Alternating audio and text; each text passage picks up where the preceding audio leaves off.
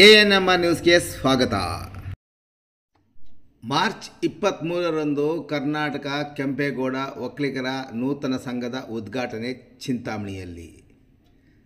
ರಾಜ್ಯದಲ್ಲಿ ನೂತನ ಕರ್ನಾಟಕ ಕೆಂಪೇಗೌಡ ಒಕ್ಕಲಿಗರ ಸಂಘ ಉದ್ಘಾಟನೆ ಕಾರ್ಯಕ್ರಮವನ್ನು 2025 ಮಾರ್ಚ್ 23ರಂದು ಭಾನುವಾರದಂದು ಬೆಳಗ್ಗೆ 10:30 ಗಂಟೆಗೆ ಚಿಂತಾಮಣಿ ಶ್ರೀನಿವಾಸಪುರ ರಸ್ತೆಯಲ್ಲಿರುವ ಬೂರ್ಗಮಕಲಹಳ್ಳಿ ಶ್ರೀ ಸೀತಾರಾಮ ಕಲ್ಯಾಣ ಮಂಟಪದಲ್ಲಿ ಹಮ್ಮಿಕೊಳ್ಳಲಾಗಿದ್ದು, ಕಾರ್ಯಕ್ರಮಕ್ಕೆ ಆಹ್ವಾನ ಪತ್ರಿಕೆ ತಲುಪದೇ ಇರುವವರು ಇದೇ ಆಹ್ವಾನ ಪತ್ರಿಕೆ ಎಂದು ಭಾವಿಸಿ ಕಾರ್ಯಕ್ರಮದಲ್ಲಿ ಹೆಚ್ಚಿನ ಸಂಖ್ಯೆಯಲ್ಲಿ ಒಕ್ಕಲಿಗ ಕುಲಬಾಂಧವರು ಭಾಗವಹಿಸುವಂತೆ ಐಮರಡಳ್ಳಿಯ ಹಿರಿಯ ವಕೀಲ ಮಂಜುನಾಥ ರೆಡ್ಡಿ ಕುಲಬಾಂಧವರಲ್ಲಿ ಮನವಿ ಮಾಡಿದ್ದಾರೆ.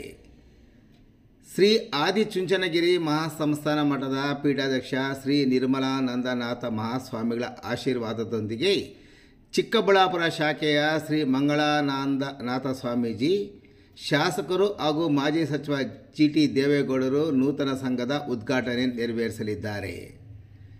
ಇನ್ನು ಕಾರ್ಯಕ್ರಮದ ಅಧ್ಯಕ್ಷತೆಯನ್ನು ಕರ್ನಾಟಕ ಕೆಂಪೇಗೌಡ ಒಕ್ಕಲಿಗರ ಸಂಘದ ರಾಜ್ಯಾಧ್ಯಕ್ಷರಾದ ಗೋಪಲ್ಲಿ ಜಿಎಸ್ ರಘುನಾಥ ರೆಡ್ಡಿರವರು ವಹಿಸಲಿದ್ದಾರೆ.